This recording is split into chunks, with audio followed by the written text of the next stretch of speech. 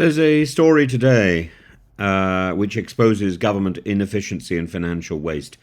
The Home Office use of RAF Wethersfield as asylum accommodation, and over £350,000 has been spent defending its use in court. But the actual costs, of course, run far deeper, both financially and ethically. The legal proceedings, sparked by asylum seekers themselves claiming substandard living conditions, highlight the profound failure of the Home Office to provide humane, dignified accommodation. We criticise when other countries behave badly. We should take the criticism ourselves. Complaints range from allegations of scabies outbreaks and mental health crises to inadequate screening processes for vulnerable individuals. This alone raises the question, why spend vast sums defending the indefensible? Why does the Home Office become active only when it's defending its inadequacy? The Home Office is inaccessible. Let's put that clearly on the line. I had to get something from the Home Office a few weeks ago. It took 6 weeks of waiting around for it. That's 2 weeks longer than they claimed they had a right to tarry.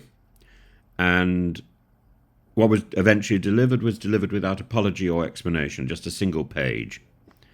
And now, unfortunately, I have to get another document, and my heart sinks because there is no way, there's no automatic route to finding out which part of the Home Office is going to deliver that. And in the old days, you'd just simply go to Petty France, where there's plenty of books you can look through. You can get the information quickly. Now we're considered too stupid, or the access is too precious.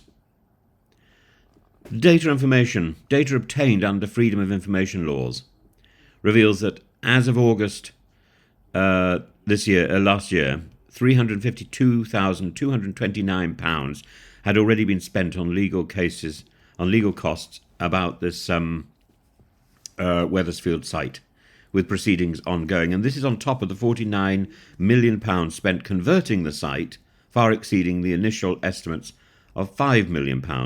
RAF Wethersfield has been plagued by controversy since its conversion. Allegations of unsafe conditions, fights, isolation, these abound. An ambulance was called to the site daily in November. Furthermore, an official warned of unexploded ordnance and hazardous spills from its former military use. Hardly an environment conducive to rehabilitation. Footage of asylum seekers threatening suicide underscores the grim reality of the place. And while the government claims this facility reduces reliance on hotels, previously costing £8 million per day, the broader human and social costs make this a Pyrrhic victory at best. Opposition to Wethersfield is strikingly bipartisan. Labour, joined by former Conservative Home Secretaries Priti Patel and James Cleverly, have condemned the site as isolated, costly and inappropriate. Patel labelled the plan a gimmick, while Cleverly noted its remoteness as unsuitable for asylum seekers. Care for Calais and other refugee organisations have decried the human toll, suicidal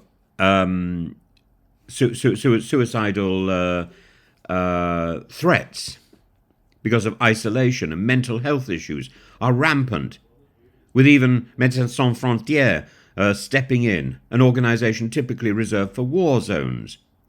What's particularly damning is the broader inefficiency of the Home Office. And while the department claims to restore order to asylum to the asylum system, the reliance on unsuitable sites like Wethersfield, coupled with excessive legal costs, shows an inability to deliver cost-effective or humane solutions, an inability to basically think. Labour's pledge to reduce backlogs and accelerate asylum claims, accelerate the processing of asylum claims, is commendable, but it must be matched with proper action, and fast-tracking claims through Nightingale courts and working with local authorities to house refugees in communities, rather than behind barbed wire, offers a far more sustainable solution. That's a healthier solution. That's a civilised solution. What we've got at the moment is a concentration camp. Let's be clear. We might have invented that concentration camp in South Africa, but that invention has led to very questionable practice. The case of Wethersfield epitomises the broader failures of the UK asylum system and the inaccessibility of the Home Office, the lack of accountability in the Home Office. It's not just a waste of money, it's a moral failing. As Enver Solomon of the Refugee Council put it, prison-like conditions and excessive spending on temporary solutions betray both taxpayers and vulnerable people seeking sanctuary. RAF Wethersfield represents more than financial mismanagement. It's a failure to meet our responsibilities with humanity and with competence. If the government is serious about restoring order to the asylum system, it must abandon costly, inhumane experiments like Wethersfield and prioritise efficient, compassionate alternatives.